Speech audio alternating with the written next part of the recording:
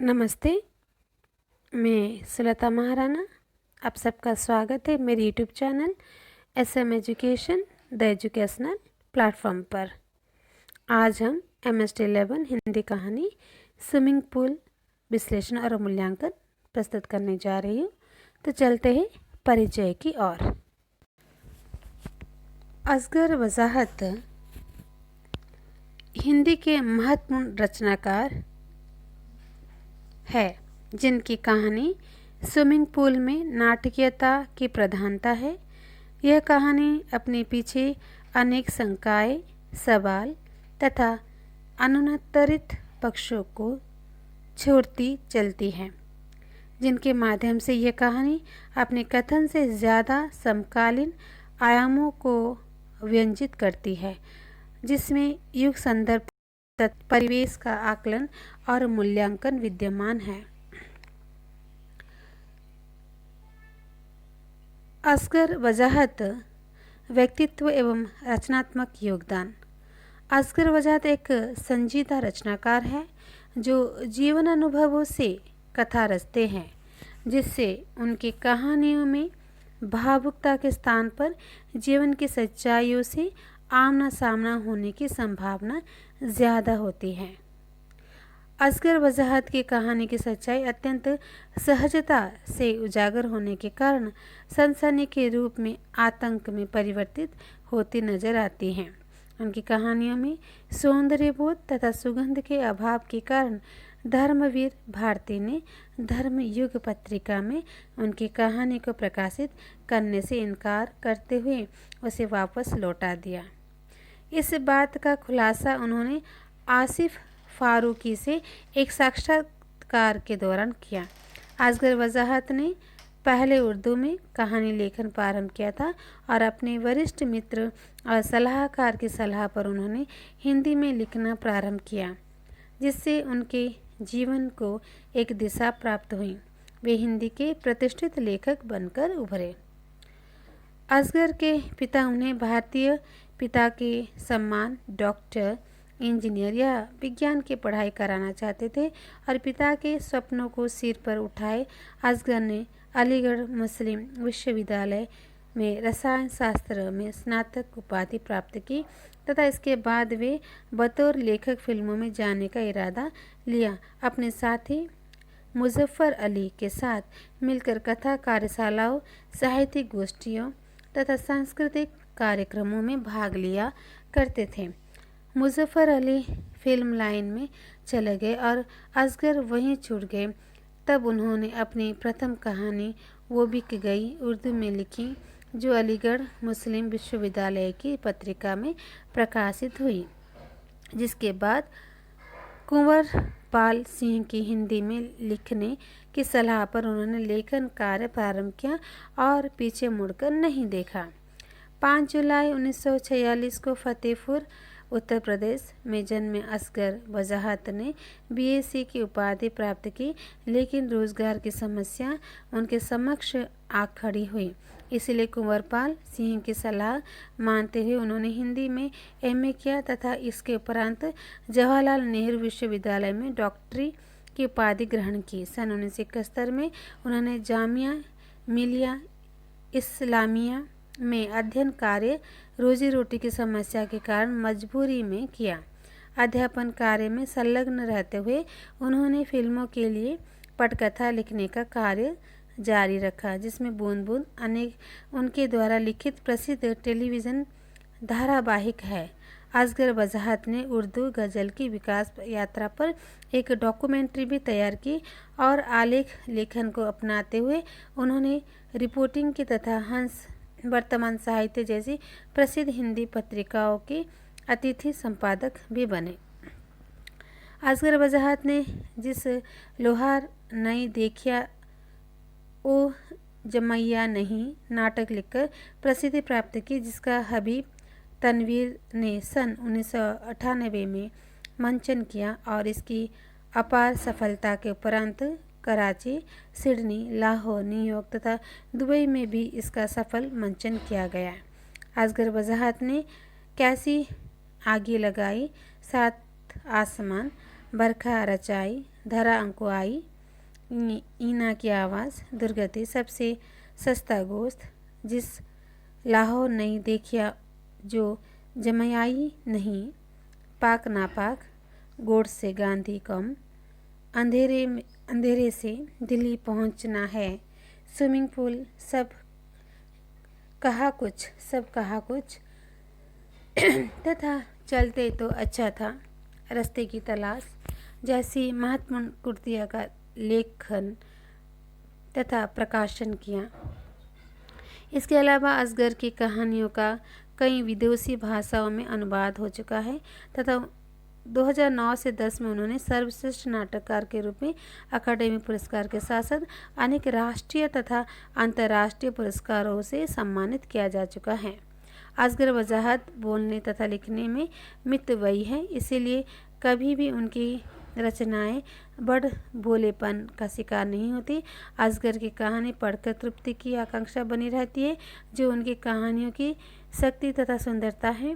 Swimming pool ऐसी ही कहानी है जिसमें असगर की गोपन संभाषण की विशेषता उसकी अपार व्याख्या की संभावना को उजागर करती है, जिसके कोड को पाठकों को ही डिकोड करके यथार्थ की परत खोलनी है। स्विमिंग पूल कहानी का कथ्य। असगर वजाहत की कहानियाँ पढ़ने में सरल है, किंतु उनका विश्लेषण करना अत्यंत कठिन है, क्योंकि कहानी की रचना के तंतुओं को खोलते समय उनके विशृंखलित होने की शंका बनी रहती है।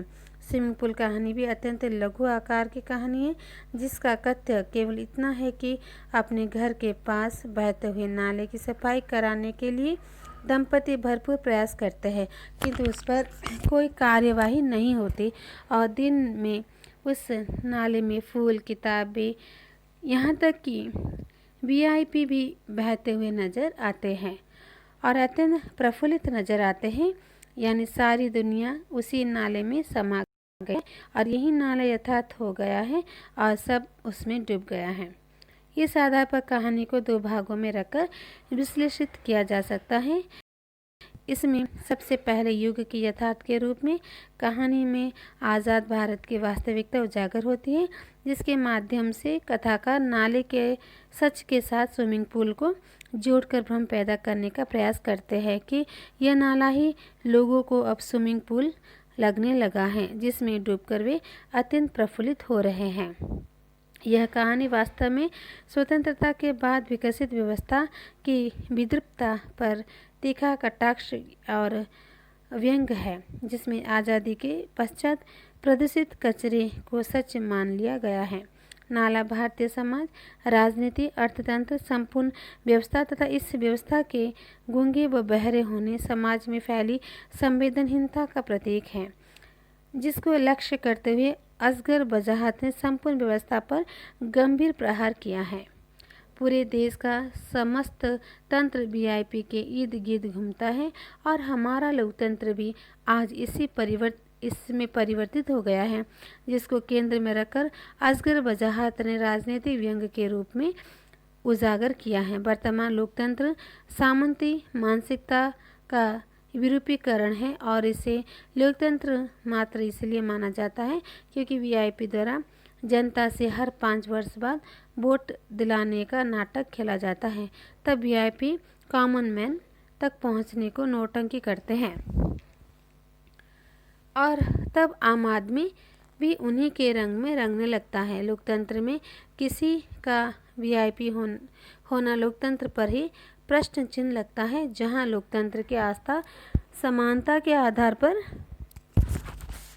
टिकी न होकर सत्ता या शक्ति संपन्न वीआईपी लोगों के साथ में होती है और आम आदमी जिसके हाथ में सत्ता या ताकत के स्थान पर हाथ में कटोरा लेकर भीख मांगने की मुद्रा में वीआईपी के दर पर खड़ा रहता है और वीआईपी द्वारा आश्वासन देने वायदे करने पर यथास्थिति को वह अपने हित के लिए हटाना नहीं चाहता, क्योंकि यथास्थिति तय का छत्ता है जिसको छेड़ने पर काट खाने की आशंका से वीआईपी अनदेखा करता है। वास्तविकता तो यह है कि वीआईपी को स्वयं उसी नाले के कीड़े के रूप में दर्शाते हुए उसके अस्तित्व के साथ ही नाले के अस्तित्व को जोड़कर देखा है, जिसमें नाले के साफ होते ही उसका अस्तित्व जाएगा, इसलिए नाला साफ करने की सुनवाई नहीं होती है और आश्वासन मिलने के बाद भी नाला साफ नहीं होता। वास्तव में हमारा तंत्र व्यक्ति केंद्रित व्यवस्था में बदल गया है, जहाँ व्यक्ति की पूजा होती है और व्यवस्था का अस्तित्व समाप्त हो चुका है। स्विमिंग पूल कहानी की प्रतिपाद्य। स्विमिंग पूल कहानी में कोई नायक या खलनायक नहीं है। समय और युग ही इस कहानी के पात्र, परिवेश, कथ्य तथा प्रतिपाद्य की भूमिका करते हैं, जहाँ पर सब कुछ समकालीन समय और युग से अभिप्रेरित तथा संचालित है। कहानी का पूर्वार्ध जहाँ जहालत का वर्णन करता है, वहीं इस उत्तरार्ध तथा अंत द्वंद्व में छिपी सच्चाई को उजागर करता है। आश्वासनों तथा वादों के भ्रमजाल के टूटते ही सभी को जड़वत कर देने वाला भयानक दृश्य सामने आता है, जहां जिस वीआईपी पर देश के उत्तरदायित्व का भार है, वही नाला साफ करने के स्थान पर उसे स्विमिंग पूल समझकर उसमें तैर रहा है। यह सच वास्तव में पाले हुए भ्रम के बिखरने का है, जो कि सभी को आश्चर्यचकित कर देता है। कहानी में सर्वप्रथम पति को पत्नी ने नाले में बहते हुए फूलों की बात बताई, जो कि उपयोग करने के बाद किसी के फेंक के दिए जाने के संदर्भ को पर्यावरण तथा संवेदना की दृष्टि पर सांस्कृतिक गिरावट तथा पर्यावरण के प्रदूषित करने के उद्देश्य को स्पष्ट करता है। नाले में फूल फेंके जाने सांस्कृतिक गिरावट की प्रथम निशानी है, जिससे हम आने वाले आफत को टालने के उद्देश्य से या तो अपनी आंखें बंद कर लेते हैं या सिर छिपा लेते हैं। आंखें बंद करना आने वाले संकट के लिए मार्ग है तथा सांस्कृतिक असीमता के संकट में होने के कारण राष्ट्र की अधोगति का संकेत है। दूसरी बार पत्नी द्वारा नाले में किताबें बहती हुई देखे जाने के प्रसंग द्वारा कथाकार ने अधिन्यायवादी तंत्र द्वारा देश के पंगु बनाने के लिए बुद्धिजीवी वर्ग को डरा धमकाकर उनको उनके अनुसार बनाने के रूप में दर्शाया है, जहां अधिनायक तानाशाह सबसे पहले किसी देश की उन किताबों को नष्ट करता है जो अनुकूल नहीं होती। इन कविता के बहने को लेखक सांस्कृतिक अवमूल्यन के रूप में भी दिखता है, जिसमें हम अपने परंपरा, ज्ञान, भाषा मूल्य को त्याग कर पश्चिमी सभ्यता द्वारा आरोपित ज्ञान सूचना को प्राथमिकता देते जा रहे हैं तथा किताबों को मार्ग से हटाकर टेलीविज़न द्वारा हमारे मस्तिष्क को कूंद बनाने की प्रक्रिया को दर्शाया है। अतः नाले में किताबों का बहना राष्ट्र पर मंडराने वाले गुलाम की घंटी है। कहानी का अंतिम दृश्य, जिसमें नाले में सब कुछ बहता हुआ दिखाई देता है और वीआईपी को भी इसी नाले में बहते हुए और प्रफुल्लित देखकर जनता का यह भ्रम टूट जाता है कि ये वीआईपी आकर इस नाले को साफ कराएगा।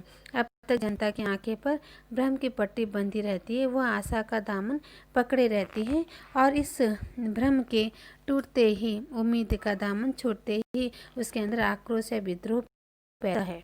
यह कहानी आक्रोश पैदा होने के ठीक पहले की कहानी है, जिसका कोई अंत इशारा या बयान नहीं है। ये भविष्य के परिदृश्य को पाठकों के सामने स्पष्ट करते हैं।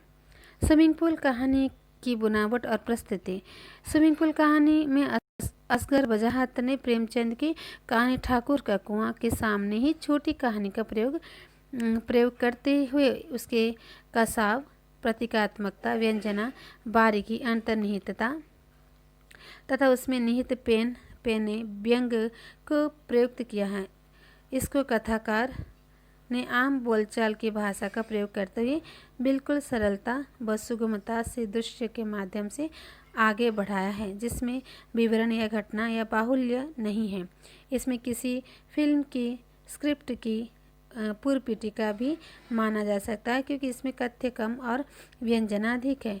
इस कहानी का सूत्रधार कहानी को भारतीय कथा परंपरा से जोड़ता हुआ कथन असंबंध का विशेष आश्रय लेता है, जिसमें कहानी की नाटकीयता में वृद्धि हो जाती है। इस कहानी में भारतीय कथा परंपरा से जोड़ते हुए कथा वस्तु में कथानक रूढ़ियों का भी यथास्थान प्रयोग किया गया है। कहानी की बनावट हमारे देश के संकट और विकास के अंतर्विरोध को गहराई में जाकर व्यंजित करने में सफल होती है, क्योंकि कहानी की भाषा में कुछ भी आरोपित प्रतीत नहीं होता। जैसे ये सच है कि हमने घर के सामने वाले नाले की शिकायतें सैकड़ों बार दर्ज कराई, लेकिन नाला साफ कभी नहीं हुआ। इसके पूर्वी नाले के विवरण के रूप में कथाकार ने जो लिखा है वह भी गहरे व्यंग को उजागर करता है। यह कहकर पत्नी फिर उसके बारे में शुरू हो गई। मैं दिल ही दिल में सोचने लगा कि पत्नी पागल नहीं तो हद दर्जे की बेवकूफ़ जरूर है, जो इतने बड़े महत्वपूर्ण और प्रभावशाली वीआईपी से शिकायत भी कर रही है। सैकड़ों बार शिकायत दर्ज कराई जा चुकी है। एक बार तो किसी ने मरा हुआ इतना बड़ा चूहा फेंक दिया था, वो पानी में फूलकर आदमी के बच्चे जैसा लगने लगा था। यह वर्णन कहानी का वो हिस्सा है जिस पर खड़ी कहानी धीरे धीरे अंत को तरफ बढ़ती है और अंत में वीआईपी को नाले में बहता दिखकर तथा पाठक को अचंभित, हैरानी, परेशानी की स्थिति में दर्शाकर कहानीकार कहानी समाप्त कर देते हैं। अजगर छोटे दृश्य, वाक्य तथा उपवाक्य के आधार पर पूरा दृश्य खड़ा करने में सिद्धहस्त है। जैसे किसी दिन जड़ से उखड़े पेड़, किसी दिन चिड़ियों में घोंसले, किसी दिन टूटी हुई शहनाई। आगे देखिए, वे बहुत खुश लग रहे थे, नाले में डुबकियां लगा रहे थे, हंस रहे थे, किलकारियां मार रहे थे, उछल कूद रहे थे जैसे लोग स्विमिंग पूल में करते हैं। वास्तव में छोटे छोटे दृश्य से पूरा परिदृश्य खड़ा करने की यह कला अजगर की कहानी कला की विशेषता है। तो इस तरह से यहाँ पर स्विमिंग पूल कहानी समाप्त होती है। तो आप इसे पढ़िए, सुनिए और अपनी परीक्षा में लिखकर अच्छे अंक प्राप्त कीजिए। चैनल को सब्सक्राइब कीजिए, बेल आइकन को प्रेस कीजिए जिससे नए वीडियो की नोटिफिकेशन आपको मिल सके। और वीडियो को लाइक और शेयर कीजिए। आपके सुझाव कमेंट बॉक्स में दीजिए और वीडियो को चैनल को सब्सक्राइब कीजिए, जिस तरह से इस महीने में यह 200 तक जा पहुँचे। धन्यवाद, नमस्ते।